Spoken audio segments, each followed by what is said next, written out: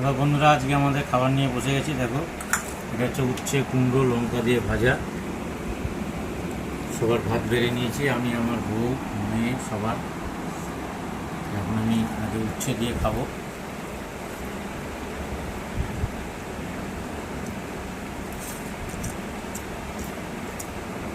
উচ্ছে দিয়ে কাঁচা কুমড়ো, তার সাথে এখানে হয়েছে সুন্দর কাতলা মাছের ঝোল,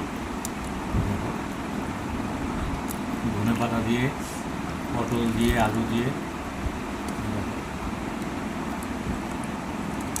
একদম গরম মাছের ঝোল। এই হচ্ছে আমার মাছের পিস, সবই গরম। অসাধারণ এরকম খাবার।